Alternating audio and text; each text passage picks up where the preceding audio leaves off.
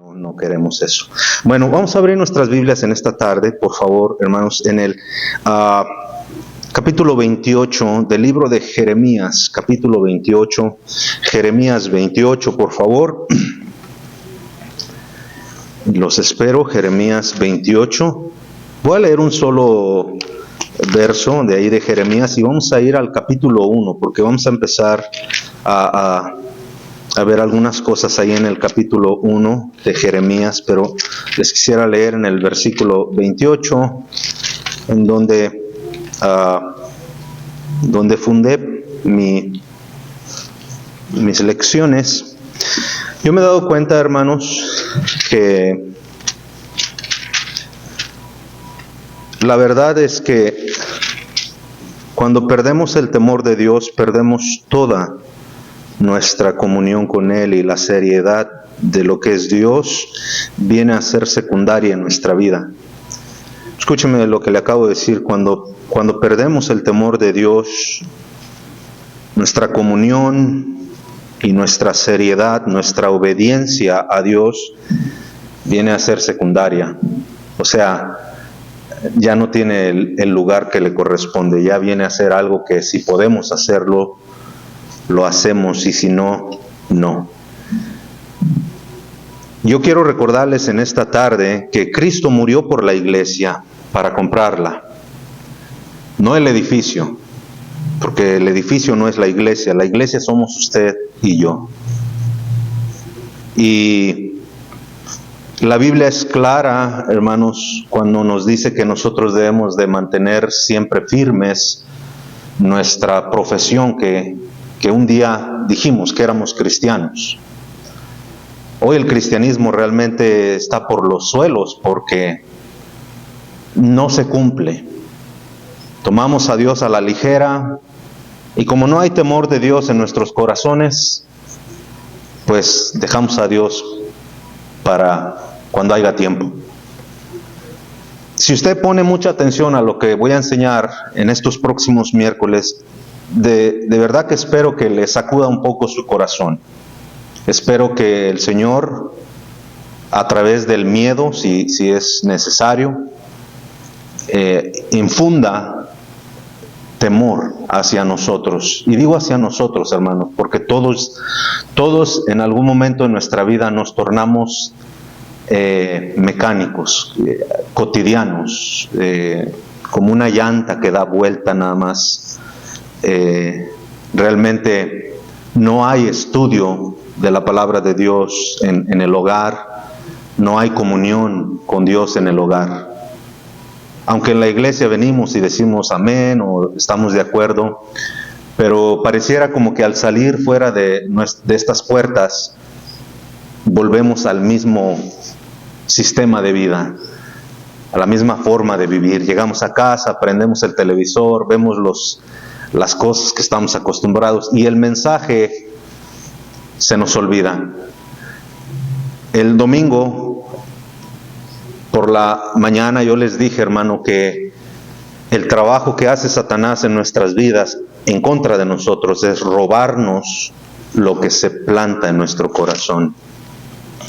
En una ocasión mi pastor, en su casa, se le secó todo el pasto y ya estaban creciendo puras hierbas, y nos contrató a mí y a otro amigo mío para que le limpiáramos las hierbas y removiéramos la tierra y plantáramos semilla de pasto. Y eso fuimos a hacer. Amábamos a nuestro pastor y fuimos a ayudarle, a ser de bendición a su vida, y empezamos a trabajar. Como 3 tardes nos llevó. Era pequeño el lugar y lo limpiamos lo más que pudimos. No somos expertos en eso, pero queríamos ser de bendición a nuestro pastor y lo limpiamos. Y él compró poca tierra y compró semilla, una semilla que era el pasto. Y ya luego que limpiamos todo, empezamos a regar la semilla por todas partes y empezamos a echar agua, pero ya estaba cayendo el sol, ya se estaba metiendo el sol. Y escuche lo que aconteció. Empezamos a regar las semillas. Y una vez que empezamos a regar las semillas, pareciera que le sonamos la campanita de la comida a los pájaros. Y empezó a llegar uno, y luego otro, y luego otro. Y empezaban a picar en la tierra. Y al principio, como eran solamente un par de pájaros, nosotros no entendíamos pero de repente vinieron muchos más. Y llegaban y mi pastor nos gritó y dijo, no, córranlos porque se están robando la semilla. Se están llevando la semilla, dijo. Y nosotros pues ya tuvimos que remover la tierra y tratar de esconder la semilla. Pero nos quedamos un tiempo ahí, hermanos, para ver qué pasaba. Después de que escondimos la semilla entre la tierra, y estos pájaros, creerá usted que regresaron y rascaban con sus pies para alborotar la tierra y robarse la semilla. Hermanos, ese es un claro ejemplo de lo que Satanás hace con nuestras vidas cada día. Cada día.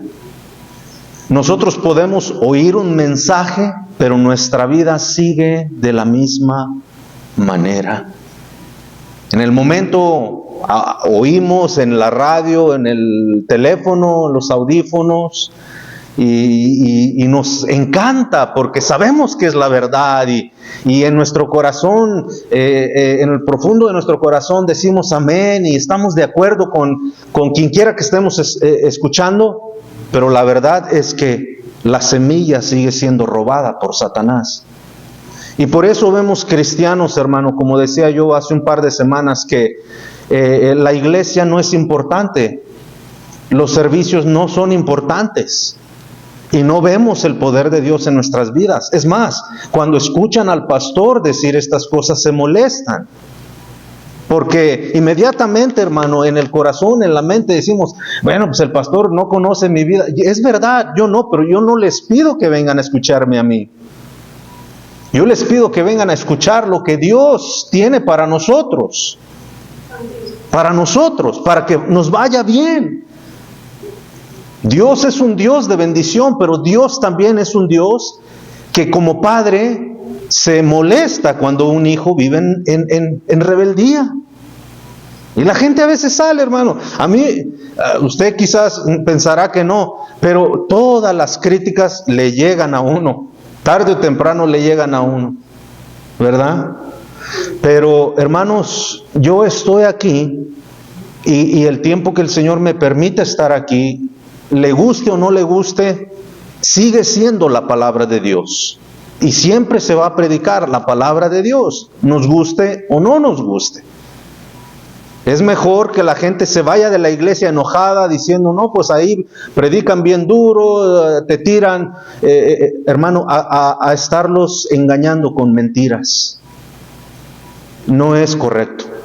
Cuando Dios quiere hablar a nuestros corazones, hermano, es importante que oigamos su voz. Y como ya le dije, hermano, nuestras vidas siguen igual. Las familias siguen teniendo los mismos problemas. Los padres no cumplen con su labor en sus hogares, crían a sus hijos a su manera, sabiendo que la manera del hombre, hermano, es errónea. Porque no atendemos realmente, porque no hay un temor de Dios en nuestra vida. Pero ya le dije, hermanos, a través de estas enseñanzas, yo espero que Dios infunda un miedo, un temor en nuestro corazón. Porque Dios no es un juguete, no es juguete de nadie.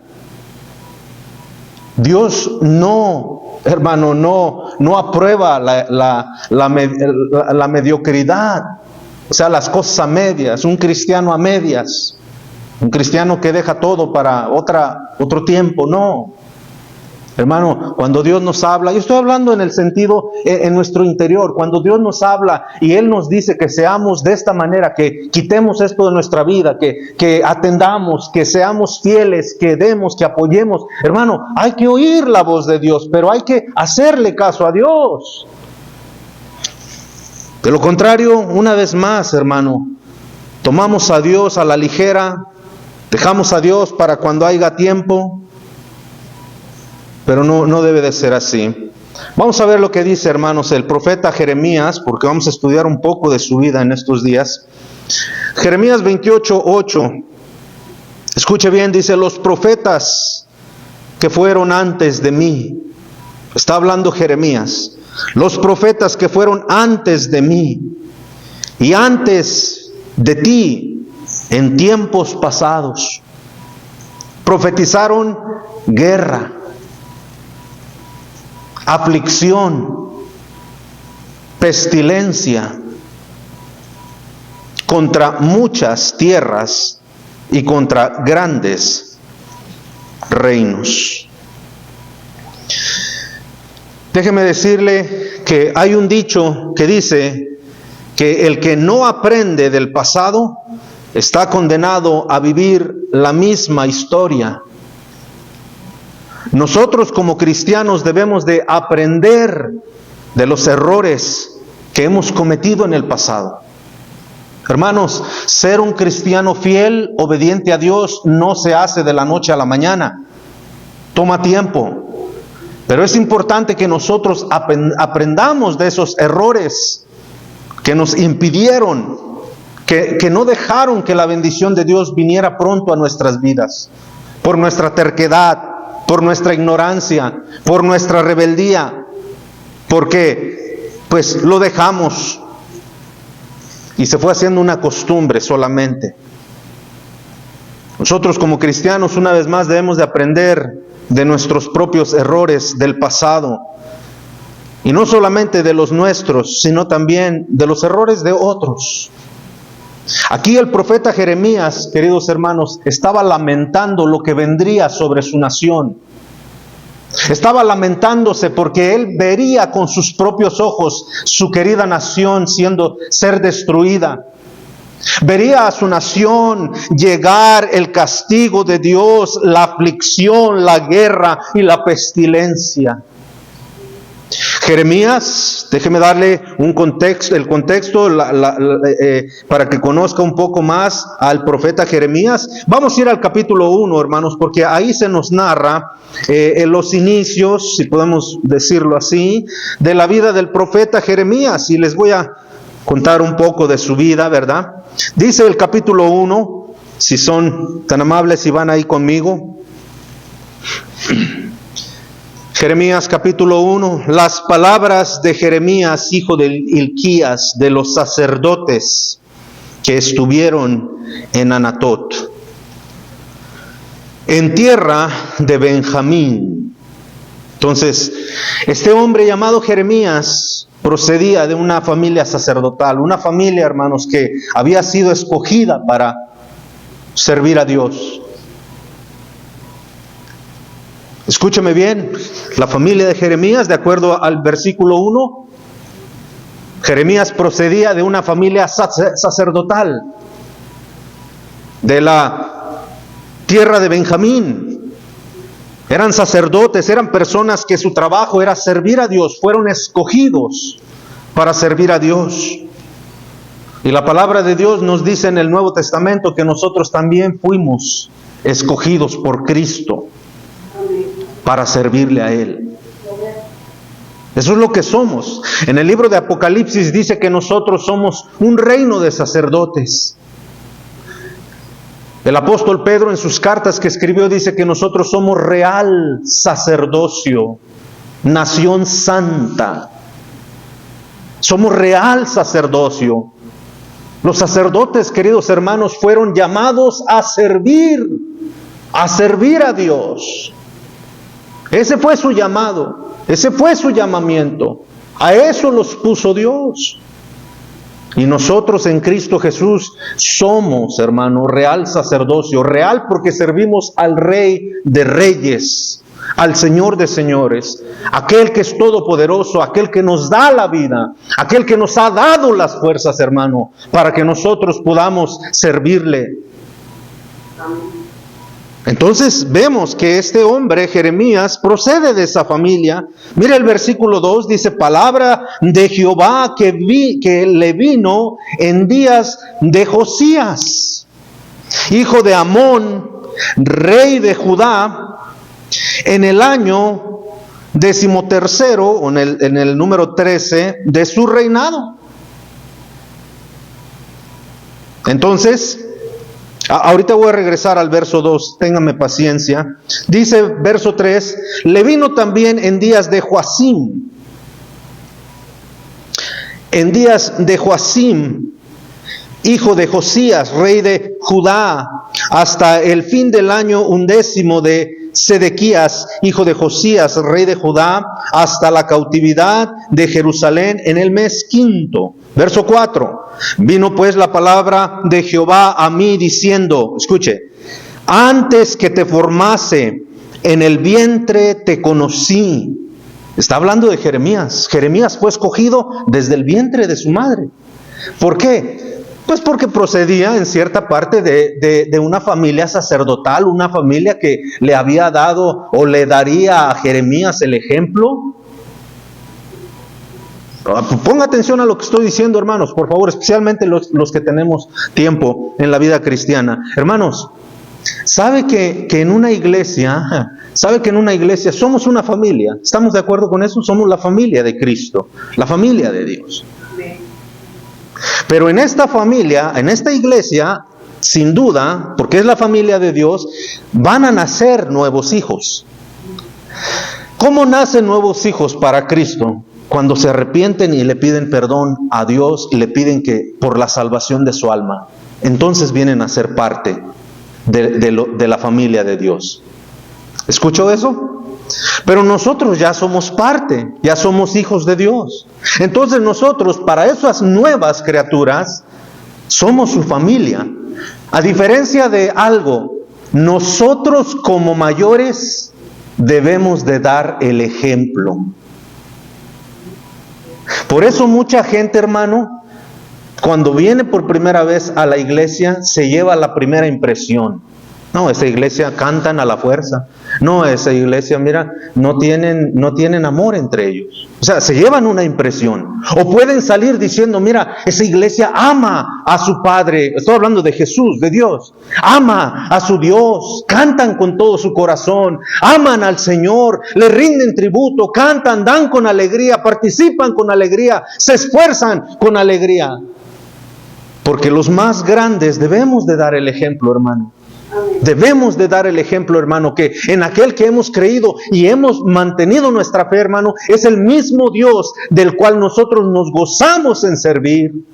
Porque un día vendrán niños en la fe y esos niños no pueden discernir. Lo único que pueden ver es nuestro ánimo, nuestro gozo de cómo servir al Señor.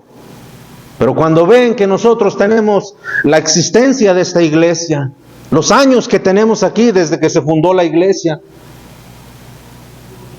y hermanos, ven que nosotros no somos fieles al Señor, pues adivine qué pasa, pues ellos se desaniman, porque nosotros somos su familia, nosotros somos el ejemplo que ellos ven.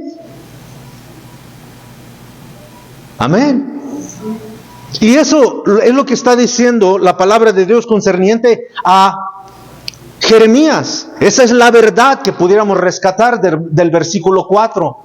Que Jeremías lo había llamado Dios desde antes que naciera, pero ya tenía una familia que le daría un ejemplo.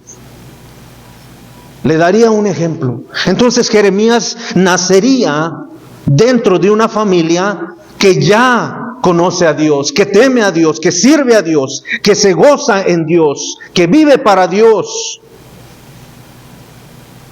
Vino, dice el versículo 4, vino pues palabra de Jehová a mí diciendo, antes que te formase en el vientre te conocí, y antes que nacieses te santifiqué, y te di por profeta a las naciones.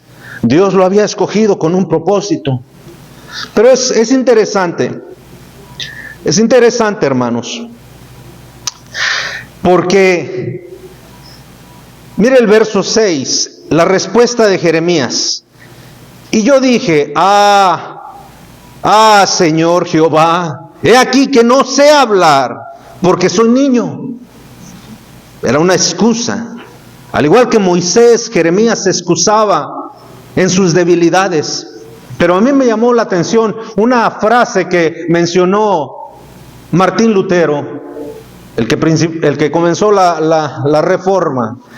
Martín Lutero dijo: uno con Dios, estamos en la mayoría.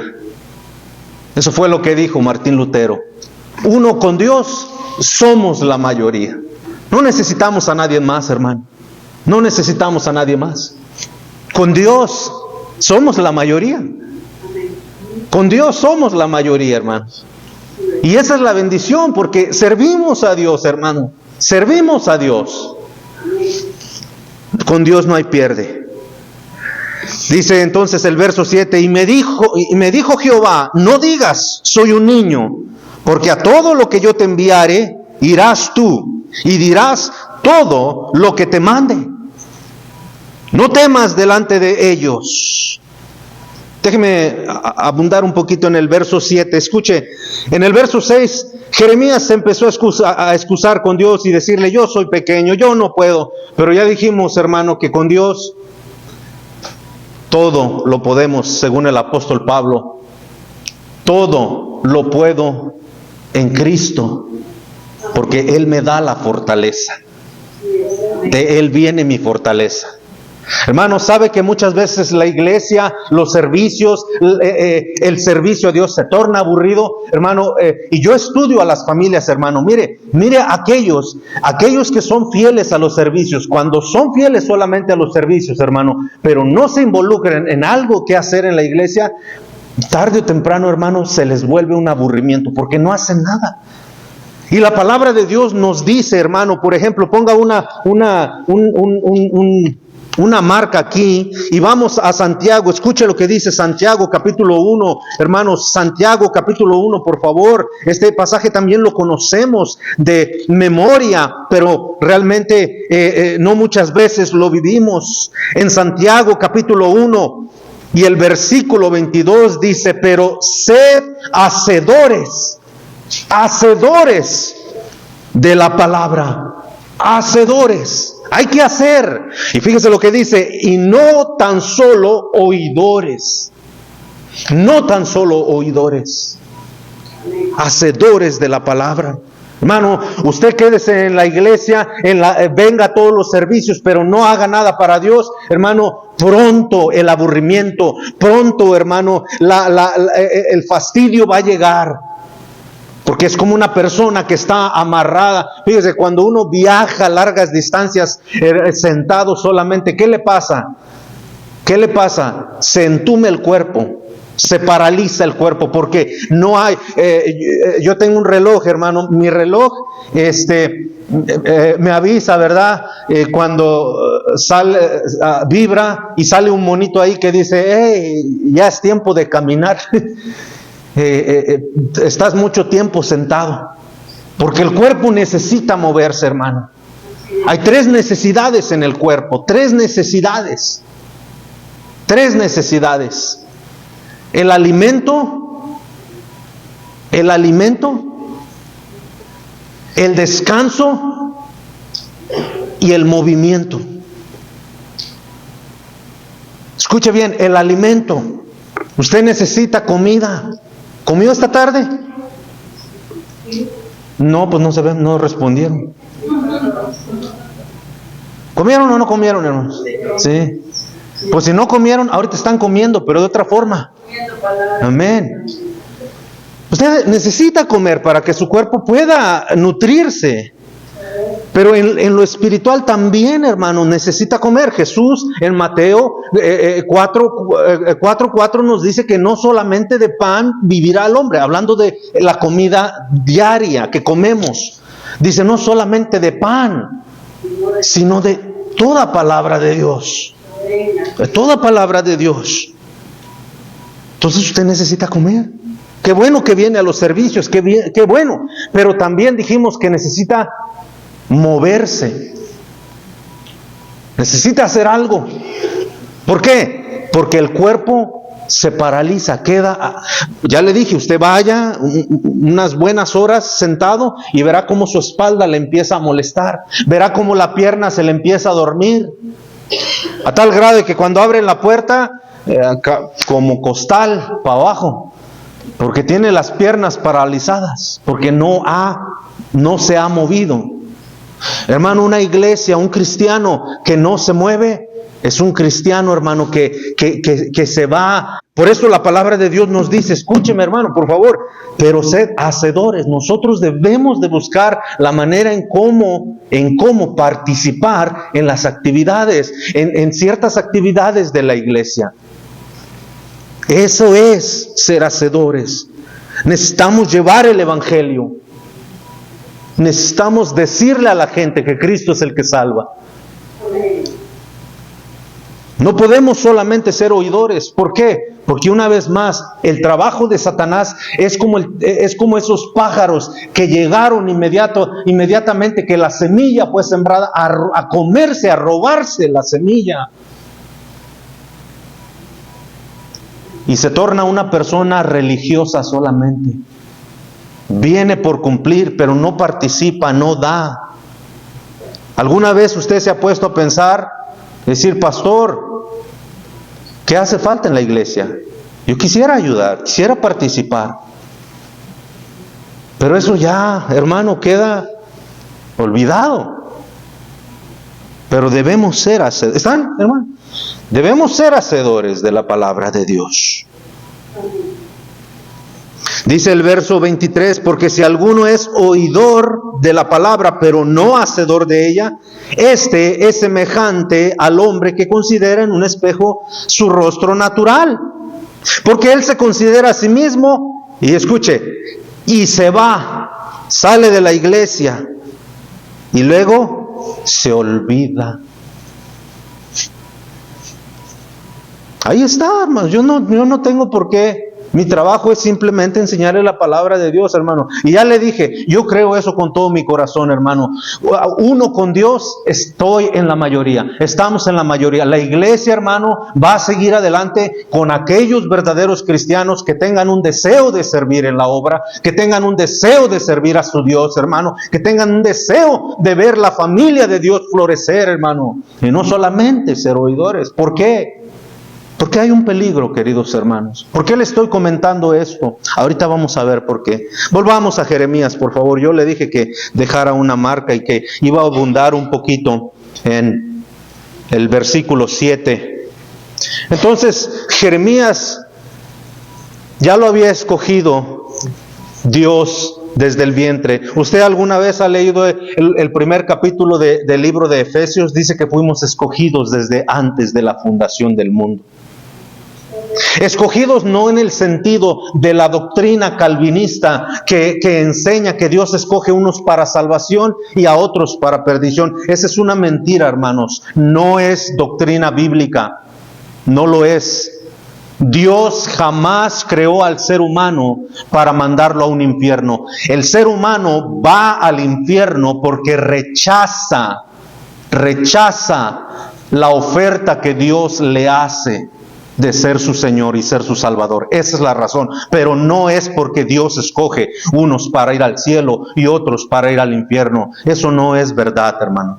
No lo enseña así la Biblia. Si hubiera sido así, entonces ¿a dónde fue Adán? Porque Adán fue el que pecó.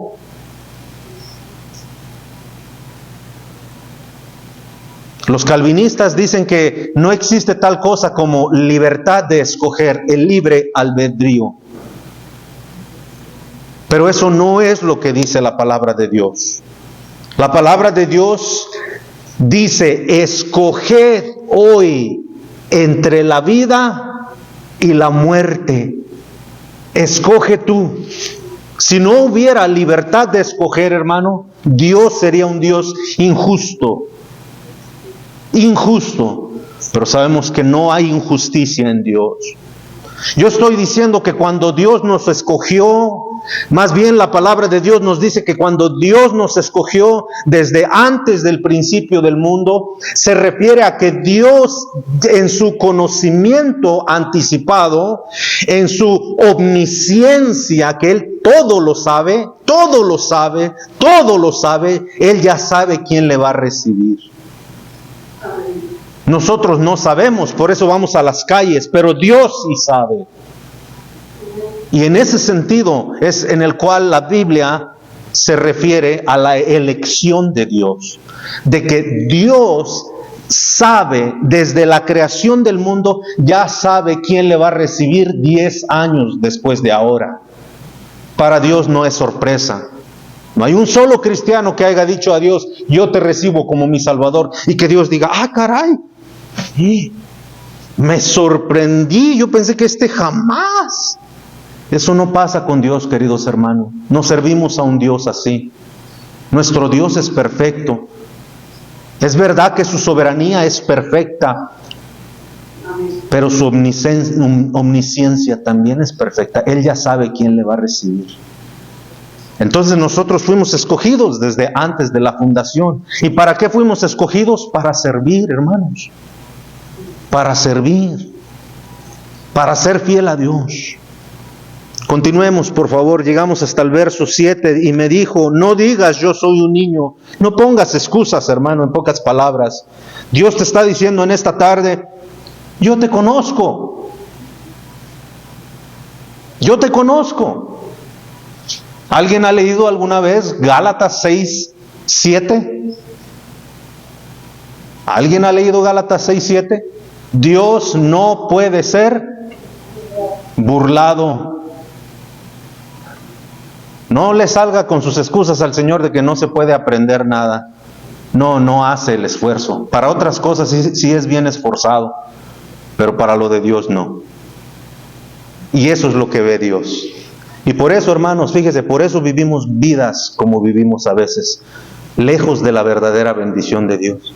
El cristiano de hoy, a todo lo que recibe materialmente, es bendición de Dios. Todo lo material es bendición de Dios. Todo es bendición de Dios. Haya venido del diablo y todo, pues se lo atribuye a Dios. Me dieron un nuevo trabajo. Bueno, no puedo trabajar, no puedo ir a la iglesia el domingo, pero Dios me bendijo con un buen trabajo.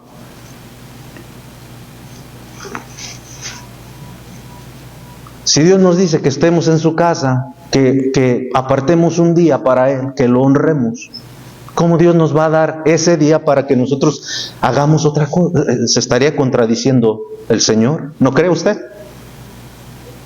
Háblenme, hermanos. Se estaría contradiciendo. Si Dios dice que apartemos un día para Él, para adorarle, ¿ok? Y los primeros cristianos empezaron a adorar en el día primero. ¿Sabe usted cuándo es el día primero de la semana? El domingo. No es el lunes. Ese es el primer día laboral, de acuerdo al mundo. Pero de acuerdo a Dios, el primer día de la semana es el domingo, porque el séptimo es el sábado. Y por muchos años atrás, a los judíos se les ordenó que apartaran el sábado. Y si a alguno se le ocurría, queridos hermanos, salir a trabajar en sábado y lo veían, esa persona era lapidada, o sea, era muerta a pedradas enfrente de todo el pueblo. Mire, dele gracias a Dios. Dele gracias a Dios que Jesús vino a poner fin a ese tipo de leyes, porque muchos de nosotros ya estuviéramos muertos desde hace mucho tiempo. Ya nos hubieran apedreado. Ya nos hubieran apedreado. ¿Por qué se ponen tan tensos, hermanos? Esto es palabra de Dios. Es palabra de Dios. El que es fiel con Dios, hermano, y el que ha sido fiel, el que ha aguantado, y el que se ha sacrificado, hermano, no le molesta la palabra de Dios. Al contrario, se siente gozoso porque dice, gracias a Dios que me he mantenido, Señor, fiel y firme. Y no he sido solamente un oidor, sino un hacedor, Señor, por tu gracia. Porque por la gracia de Dios estamos en pie. Tampoco podemos jactarnos de decir que hemos aguantado todos estos años, hermanos, y nada nos va a pasar. El apóstol Pablo dice que el que piense estar firme, mira que no caiga. La vida cristiana así es, querido hermano. Son luchas y batallas. La vida del pastor y la vida de las ovejas, hermano, cuando nos vamos a nuestros hogares, es una batalla. Es una batalla de no dejar que ideas entren a nuestra cabeza que nos apartan de Dios. Es una tentación querer aceptar, hermano, cosas que nos privan de servir a nuestro Dios. Pero el infiel, el que no, ese sí. Y dice, ¡ay, es bendición de Dios! ¿Cómo va a ser bendición de Dios, por favor? ¿Tú crees que Dios haría eso para sus hijos? Mira, el Señor Jesucristo dijo en Lucas, en el Evangelio de Lucas, que quién de nosotros, siendo padres, si nuestro hijo nos pide un huevo, ¿para qué es un huevo, hermanos? Para comer, ¿no? Bueno, pues cuando el niño lo pide, quién sabe para qué lo quedará, pero bueno, se entiende que es para comer, ¿no? Dice, ¿quién de vosotros, cuando tu hijo te pide un huevo, le das una serpiente? Si te pide pan, le das una piedra. ¿Quién de ustedes hace eso, hermanos? Porque sabes, lo que te está pidiendo está para bien, ¿verdad? Ahora tú dale una serpiente al niño. ¿Qué le va a pasar?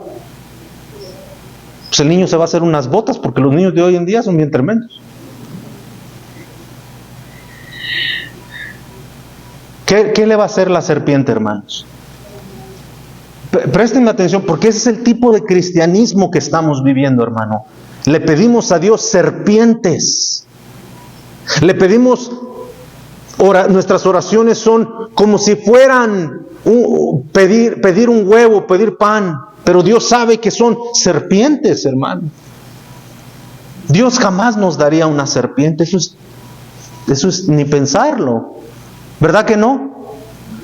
Ahora, ¿cómo usted piensa que estos hermanos dicen, Dios me bendijo? No puedo servir a Dios ya, pero Dios me bendijo con un trabajo. ¿De veras?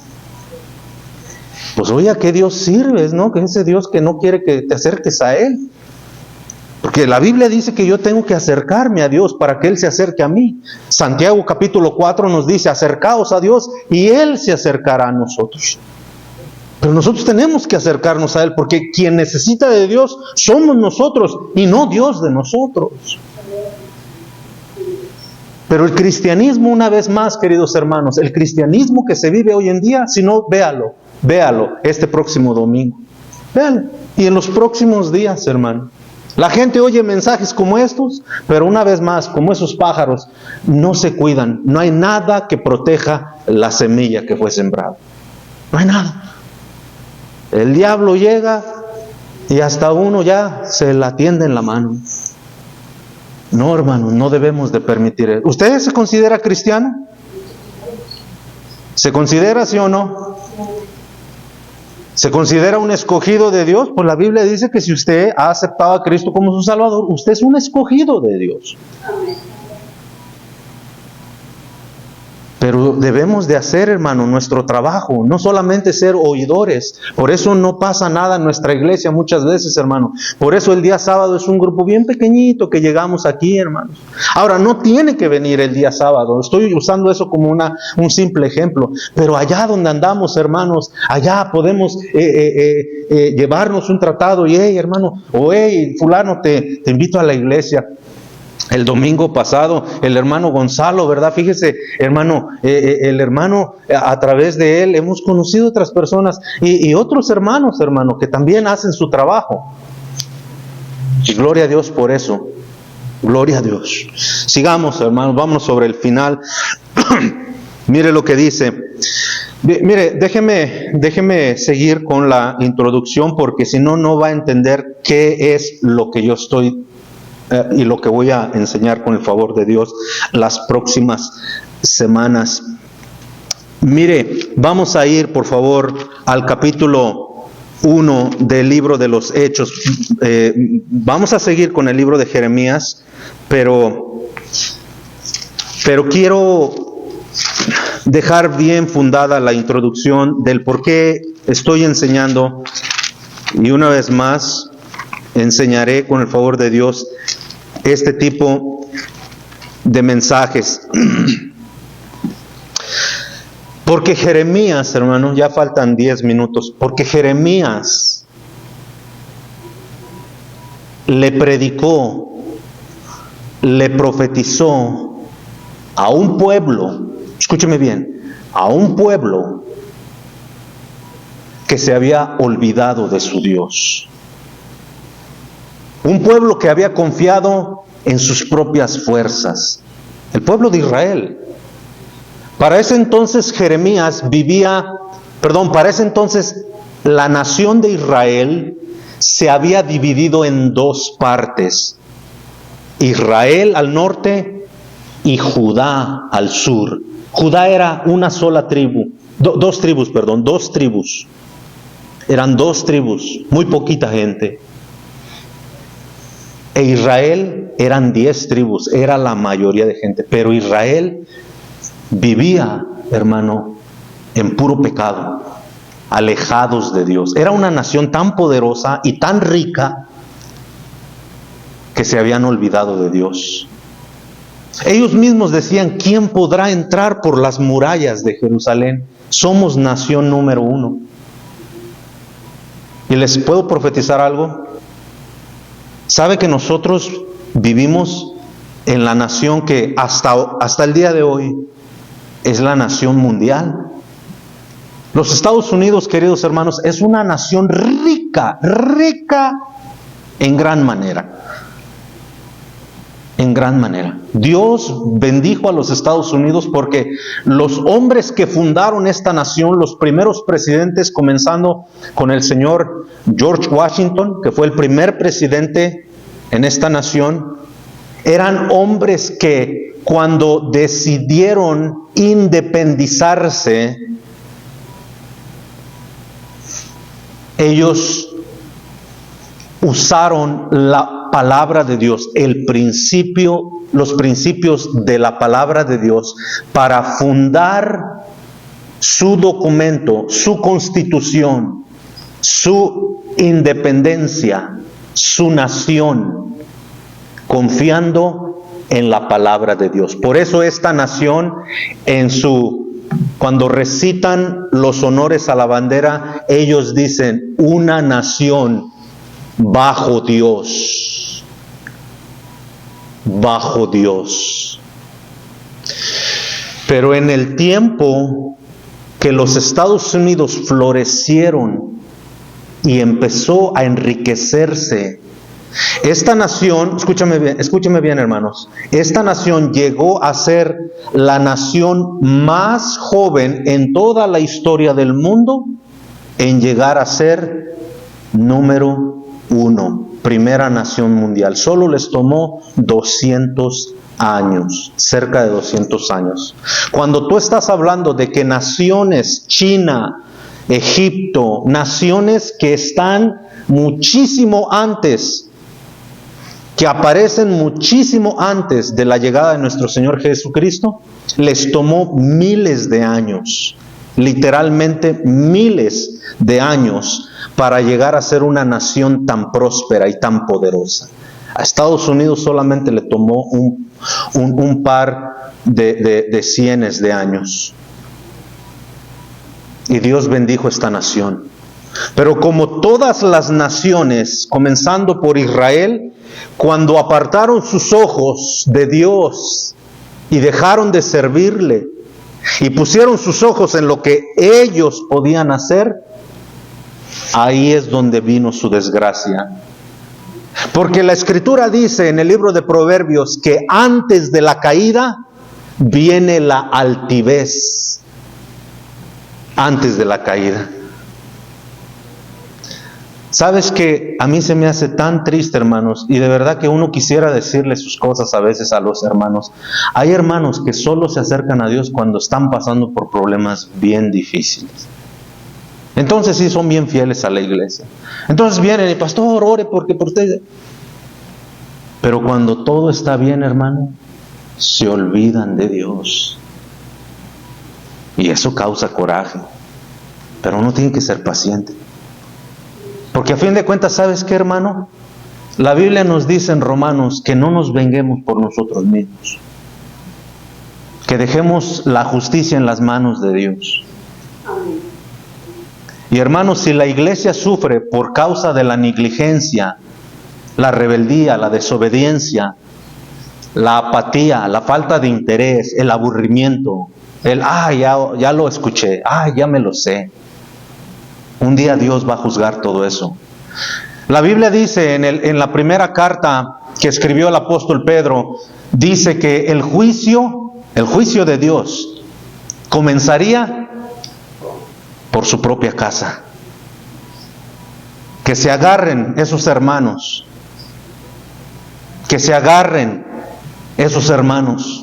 que toda su vida, hermano, toda su vida ignoraron a Dios, no fueron fieles con Dios, no amaron a Dios de todo su corazón, no buscaron primeramente el reino de Dios. Yo no los estoy, hermano, juzgando, ni los estoy tampoco tratando de infundir temor, no, pero la Escritura es clara. La Biblia todavía sigue diciendo, hermano, que Dios recompensará a cada uno conforme sus obras. Y lo que yo estoy diciendo en esta tarde, hermanos, una vez más, debería de servir para examinar nuestro corazón y preguntarnos qué estamos haciendo. ¿Por qué? ¿Por qué, pastor? No nos ha dicho todavía por qué. Por lo que dice la Escritura. Mire, dice, se lo voy a leer desde el verso 6, ¿sale? Sígame, Hechos 1:6, sígame, por favor. Dice, entonces los que se habían reunido le preguntaron, diciendo, Señor, ¿restaurarás el reino a Israel en este tiempo? Verso 7, les dijo, no os toca a vosotros saber los tiempos o las sazones que el Padre puso en su sola potestad. Pero recibiréis poder cuando haya venido sobre vosotros el Espíritu Santo y me seréis testigos en Jerusalén, en toda Judea, en Samaria y hasta lo último de la tierra. Y habiendo dicho estas cosas, viéndolo ellos, fue alzado y le recibió una nube que le ocultó de sus ojos.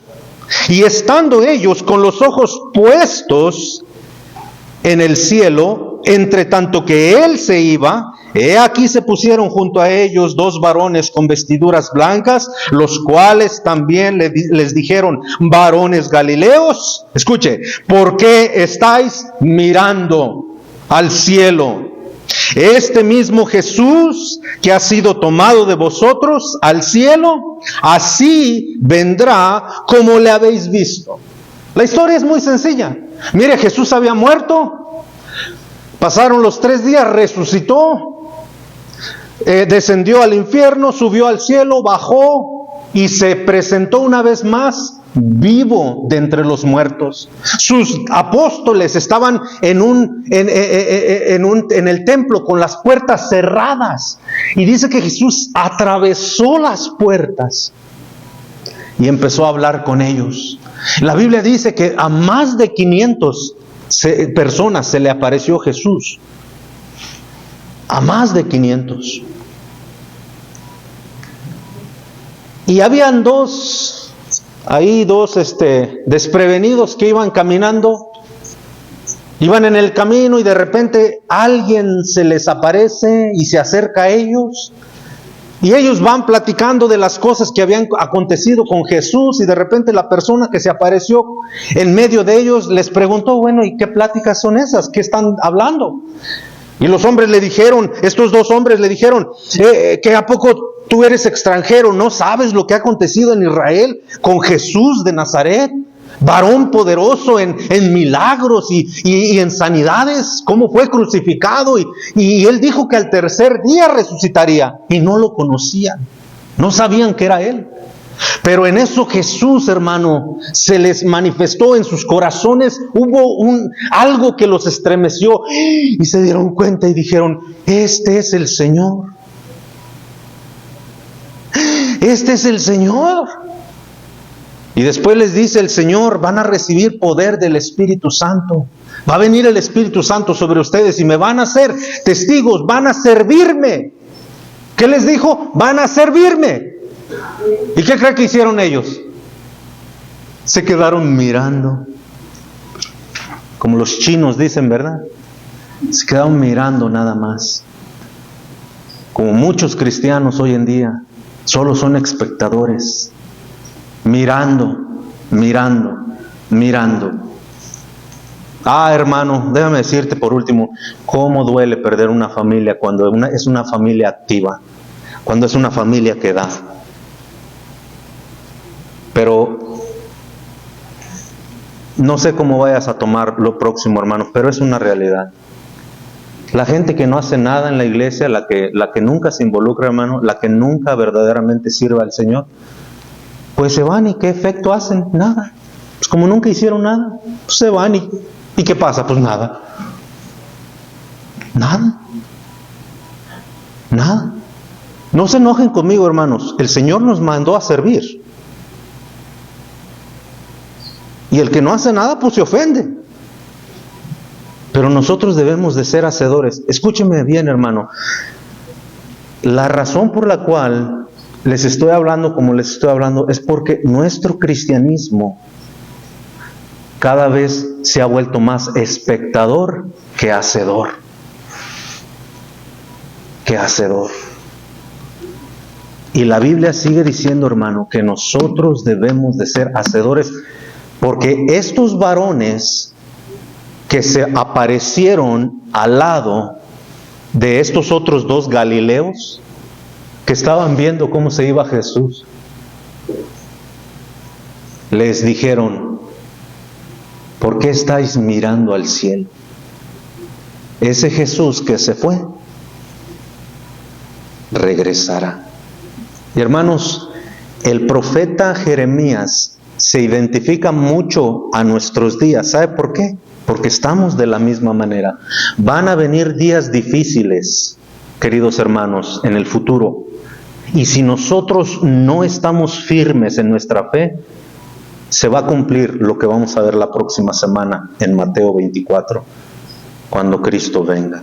El miércoles pasado yo terminé con una pequeña serie hablando de la fe, y terminamos con una frase que Jesucristo dijo en Lucas 18:8: cuando el Hijo del Hombre venga a la tierra, ¿hallará fe? Hermano, usted, por la gracia de Dios, usted y yo tenemos el tiempo, tenemos la oportunidad de hoy cambiar nuestra vida, que Dios haga algo en nuestra vida. En nuestra vida. Yo les dejo con esta pregunta. ¿No quiere realmente, hermano, que Dios haga algo? Le va a costar, va a batallar y va a sufrir. Y quizás esa sea su excusa de que no quiere, su temor.